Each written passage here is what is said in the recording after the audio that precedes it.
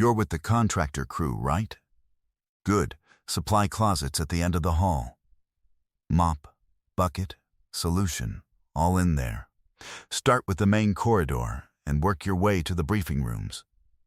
We've got command staff in the building by 0730, so I need it done before then. Sergeant First Class Lena Marsh said it the way she said everything, efficiently, without looking up from her clipboard, already moving toward the next item on the list that was her morning. She was 30 years old, assignment coordinator for the Special Operations Command Support Element at Fort Bragg, North Carolina. With the brisk, forward-moving energy of a person who measures her days by tasks completed rather than hours passed, she had walked into the administrative annex at 0610 and seen the old man standing near the entrance, civilian clothes, visitor lanyard, an air of unhurried patience, and had made a reasonable inference and acted on it, the way she acted on everything. The old man looked at the clipboard she was already looking back at. His name was Franklin Delano Cass, and he was 84 years old. He wore plain dark trousers, a cotton shirt the color of old pewter, and a canvas jacket that had been through enough seasons to have earned its softness. He was not a large man. Time had taken something from what he'd once had, the way time does. But he stood with a settled, rooted quality that had nothing to do with size, the stillness of something that knows where it is and has no need to announce it. His hands, folded loosely in front of him, were large and weathered and perfectly calm, the skin mapped with the fine lines of 8 decades. His hair was white. His face was the face of a man who had looked at hard things and had not been diminished by them. "I have a 0700 with Colonel Harwick," he said. His voice was low and unhurried, a sound like the first rumble of something large moving at a distance, present, certain, not asking for anything. Marsh looked up from the clipboard. She looked at the visitor lanyard. She looked at the canvas jacket and the dark trousers, and the general absence of anything that announced this man as someone who belonged at a 0700 with a colonel. Colonel Harwick's 0700 is with the support element leads and the incoming SOF assessment team, she said. Her tone had not changed, still efficient, still forward-moving, but aimed slightly differently now. That's a closed meeting with current operational and administrative personnel. A pause, 3/4 courtesy. "Sir, I know what it is," Franklin Cass said.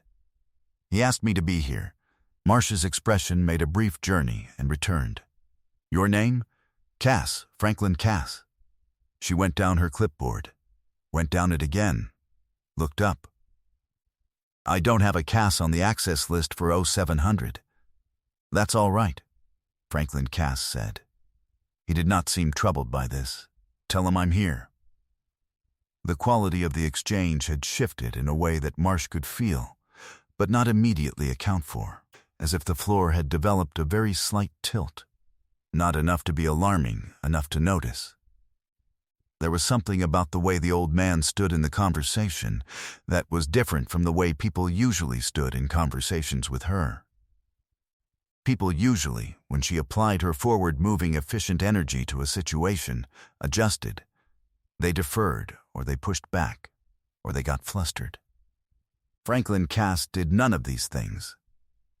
He simply waited, with the absolute equanimity of a man for whom waiting had long since ceased to be an inconvenience, and the waiting itself was a kind of pressure she could not quite categorize. She did not call the colonel. "Sir," she said, and the sir was now doing genuine work, "I understand you believe you have a meeting, but I cannot put you in that corridor without verification on the access list, and I cannot interrupt the colonel's pre-meeting prep on the basis of—" She gestured, briefly, at the absence of his name on her clipboard. "I'm going to need you to wait here while I confirm, which will take approximately 20 minutes, because the colonel's aide isn't in until 0640, and in the meantime, if you are with the contractor crew—" "I'm not with the contractor crew. The supply closet is at the end of the hall." The silence that followed was not hostile. It was the silence of a man who has heard something and is deciding whether to address it or let it pass. The way weather decides whether to become a storm or simply move on. Franklin Cass looked at Marsh for a moment, with eyes that were pale blue and without bottom, the color of a winter sky on a morning that is very cold and very clear, carrying within them a depth that made the air around them seem shallow by comparison. "All right," he said. He walked to the bench along the wall and sat down. He sat with his hands on his knees and looked at the middle distance, and the administrative annex dissolved. The smell of floor polish and recycled air and North Carolina morning outside the windows was replaced, in a single sensory displacement, by the smell of the jungle at altitude, wet stone and rot, and the particular sharpness of highland air that is cold even in the heat, the smell of a country that did not want you there and communicated it through every breath. The fluorescent light overhead became the absolute black of a low-ocean ridgeline in a cloud-covered year, the kind of dark that exists before your eyes adjust, and in which a man who has not learned to use every other sense he possesses does not survive.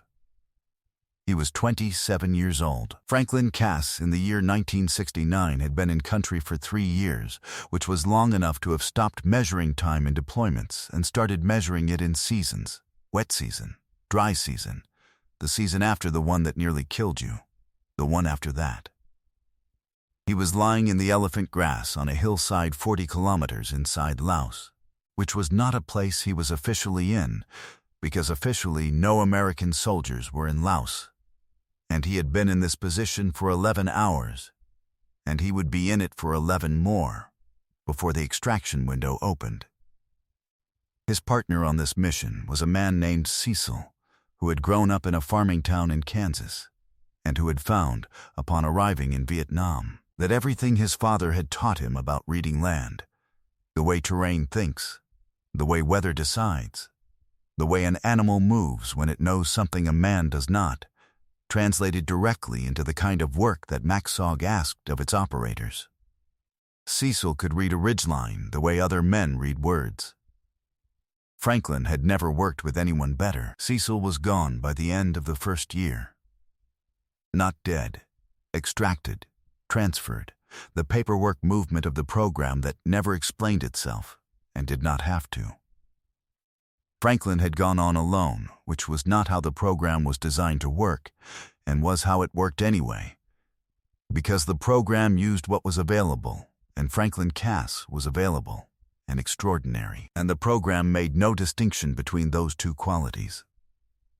He ran the next 40 missions over the next 3 years without a permanent partner, picking up local assets when the mission required them, operating alone when it did not, moving through the highland jungle of Laos and Cambodia and the border regions with the patient, complete invisibility of a man who had come to understand that the jungle did not exclude you if you learned to think the way it thought. The enemy called him Reaper 2 for 2 years before they stopped. They stopped not because he stopped operating, but because the men who carried the call sign in their mouths kept dying, and superstition filled the space where intelligence could not. And eventually the call sign became a thing that was not spoken directly, the way certain names in certain cultures are not spoken directly, because the speaking is believed to invite the thing. He had been in the grass on this particular hillside for 11 hours, and he would be here for 11 more. And it was the 43rd time he had been somewhere like this. And it would not be the last. And the only thing he felt about it was the absolute concentrated attention of a man for whom this moment, this hillside, this silence, was the entire world, because it was, and men who forgot that did not come home. The bench came back. The fluorescent lights, the smell of the building, and the distant sound of the post coming fully awake outside. Franklin Cass blinked once. Marsh watched him sit. Something about the way he did it, the complete absence of indignation, of wounded pride, of any of the reactions that people have when they have been underestimated. Made the interaction feel unresolved in a way she could not name. She added it to the list of things she would address later and moved on. She did not think about it again for 22 minutes, which was when Corporal James Utley came in through the side entrance with a breakfast bag and a folded newspaper, and saw the old man on the bench and stopped. Utley was 25 years old, aide to the Support Elements Operations Officer, and he had a characteristic that was generally undervalued in the Army and had served him well anyway. He noticed things. He noticed the visitor lanyard. He catalogued the old man's clothing, the quality of the sitting, the particular way the man was simply present without performing the act of waiting. He noticed that the man was reading nothing, looking at nothing, doing nothing that suggested the passage of time required management. And then Utley noticed the small thing.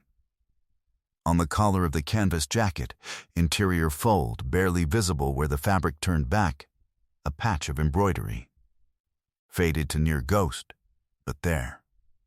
He had to look twice to resolve it. A small design that might have been a skull, might have had wings. And beneath it, in lettering so worn it was more impression than text, a call sign. He could make out 2 letters.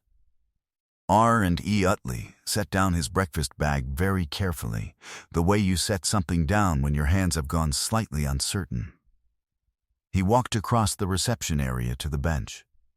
"Sir," he said, "can I ask your name?" The old man looked up. "Franklin Cass." Utley stood there for 3 full seconds with the particular stillness of a man in whom something has just shifted. Then he said, very quietly, "Is your call sign Reaper 2? Franklin Cass looked at him. The pale blue eyes moved across the young corporal's face with the unhurried attention he gave everything.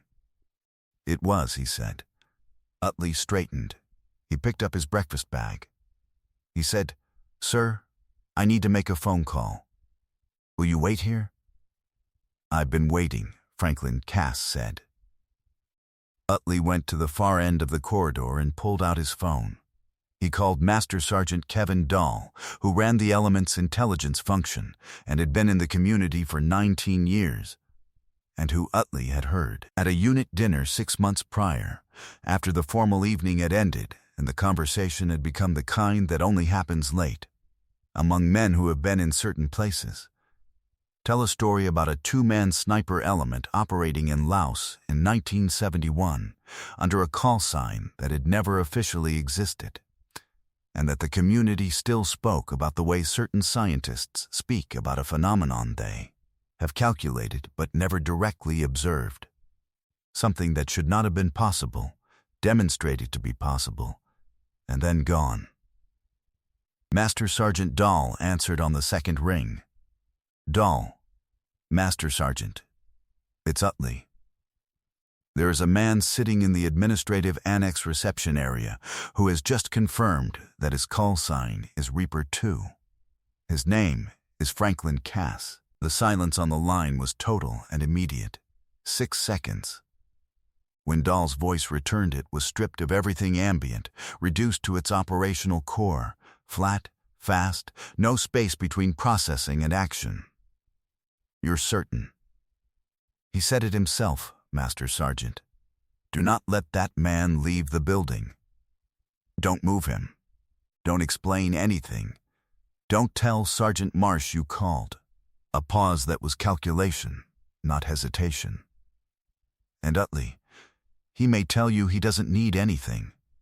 He doesn't ask for things. Just stay close." The line closed. In the Intelligence Section 2 buildings away, Master Sergeant Dahl was on a second phone before the first had cleared the air. He called the Operations Center. He said 4 words. The Operations Center made 1 call. That call went up 2 levels. And at the second level, a colonel named Briggs stood from his desk and said to his aide, "Get me General Voss. Tell him Reaper 2 is in Building 14. Tell him the name is Franklin Cass." His aide was already dialing. General Owen Voss was 3 miles from post on his morning run when his aide reached him. He listened for 11 seconds. He turned around and ran back. He did not stop to change. Back in the annex, Marsh had learned from the colonel's aide, who arrived at 0640 with coffee and a tablet and a slightly stricken expression, that the 0700 access list had indeed included Franklin Cass, added by handwritten notation the previous evening, after what the aide described as a phone call the colonel had taken, standing up. She walked back to the reception area to deliver this information and found the old man on the bench and Corporal Utley 3 feet away with his untouched breakfast, watching the door with the focused attention of a man assigned to a post. She was still assembling the significance of the watching when the main entrance opened. General Owen Voss walked in. He was in his gray Army PT shirt, black running shorts, and shoes still damp from the morning's miles, and behind him came Colonel Briggs in partial dress uniform, and Master Sergeant Dahl in his BDUs, and 2 members of the security detail in whatever they had been wearing when the call came.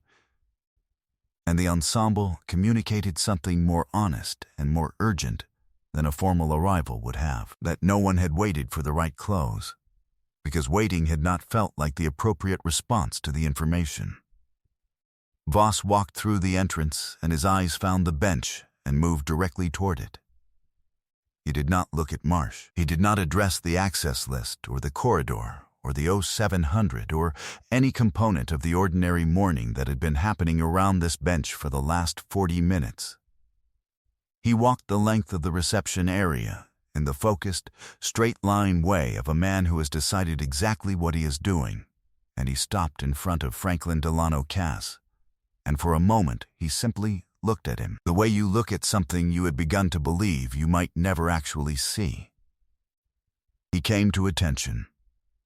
He raised his right hand and snapped to the sharpest, most breathtakingly precise salute that Sergeant First Class Lena Marsh had witnessed in 9 years of service, a salute in a gray PT shirt, on a Tuesday morning, in the administrative annex of Building 14, directed at an 84-year-old man on a bench who had been handed directions to a supply closet 40 minutes earlier.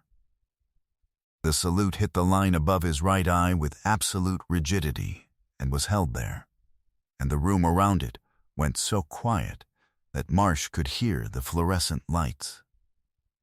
1 second. 2. 3. Utley exhaled audibly.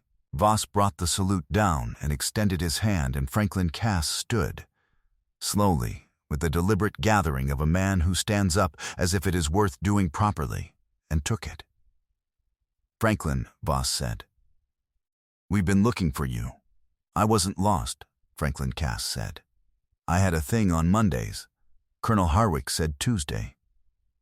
Voss turned to face the room. "Franklin Delano Cass," he said. And the name had the weight that names acquire when they have lived for decades in certain briefings and certain histories, and in the careful, permanent language of records that almost no one has read. United States Army Special Forces. Entered service 1959. Assigned to 5th Special Forces Group. Then to MACSOG, Military Assistance Command Vietnam Studies and Observations Group, the most classified special operations program of the Vietnam War, running missions that did not officially exist into countries we were not officially in. A pause. Franklin Cass ran 61 confirmed long-range reconnaissance missions between 1966 and 1972. The standing record at the time was 29. He ran more than double that number, and the reason most people in this building have never heard that figure is that his files remained classified for 31 years after the war ended.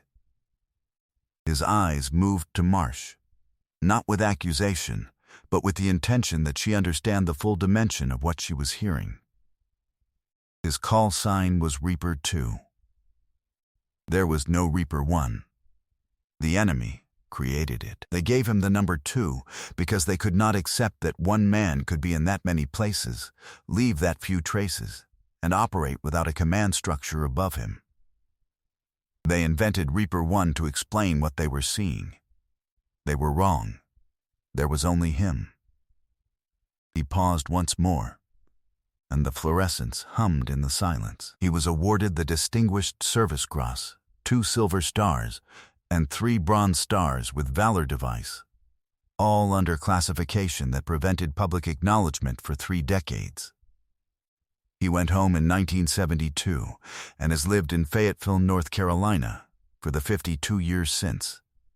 And he has never once asked this institution for anything in return for what he gave it. The silence that followed was not the silence of a room waiting for something. It was the silence of a room that had arrived somewhere and needed a moment to understand where it was. Marcia's clipboard was at her side. She looked at the bench. She looked at the supply closet at the end of the hall.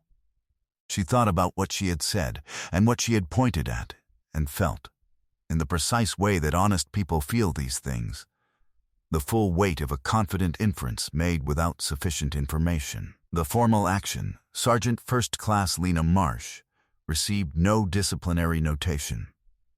She received a private conversation with General Voss that she described to Utley as the most useful 7 minutes of her professional life. Corporal Utley received a written commendation for the noticing, for the caller, for the call sign, for the call. Franklin Cass's 0700 meeting ran 2.5 hours over schedule and was, by unanimous account, the most operationally valuable briefing the support element had held in 4 years. That evening, Marsh waited. She waited until the conference room had cleared and the security detail had gone, and the day had mostly concluded itself. And she found Franklin Cass in the lobby with his canvas jacket and his visitor lanyard, waiting for his ride with the same absolute patience with which he had waited for everything else. She walked up to him directly, because she was not a person who moved around things. "Mr. Cass," she said, "I owe you an apology. I made an assumption this morning about who you were, and I acted on it, and I was wrong. I'm sorry." Franklin Cass looked at her for a moment with those pale blue winter sky eyes. The depth in them was the same depth it had always been, not judging, not withholding, simply present in the way of a man who has long since stopped requiring the world to be different from what it is. "The access list was wrong," he said. "The fault wasn't yours." "It wasn't about the access list," Marsh said. He was quiet for a moment. Then he nodded, a small, complete nod, the nod of a man acknowledging that something accurate has been said. "No," he said, "it wasn't." He looked toward the entrance, toward the headlights of his ride in the parking lot. "You saw what was in front of you and drew the fastest conclusion that fit the picture. That's not a bad habit in the right situations. It's a survival habit." He picked up his jacket from the bench beside him. The work is knowing which situations it fits and which ones it doesn't. The work is slowing down just long enough to ask whether the fastest conclusion is the only one. He stood. "You're good at your job, Sergeant. What I saw this morning was someone who is very good at the version of it she's already learned." He looked at her directly.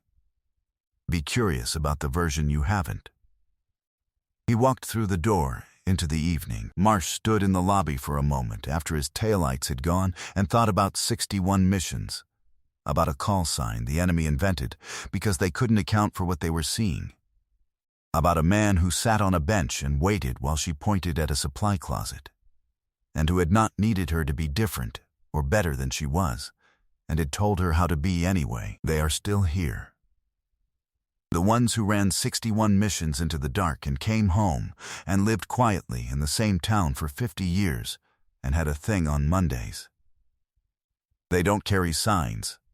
They don't ask for the record to be corrected. They come in on Tuesdays when someone calls, and they sit on the bench with the patience of people who learned long ago that patience is not the absence of urgency, but the mastery of it, and they wait. And if you pay attention, you will notice the embroidery on the collar of a canvas jacket, worn almost to nothing, still there. Pay attention. If you were moved by Franklin's story of quiet courage and timeless wisdom, hit that like button. Share this video with someone who needs to see it, and be sure to subscribe to Veterans Valor for more stories of America's unassuming heroes.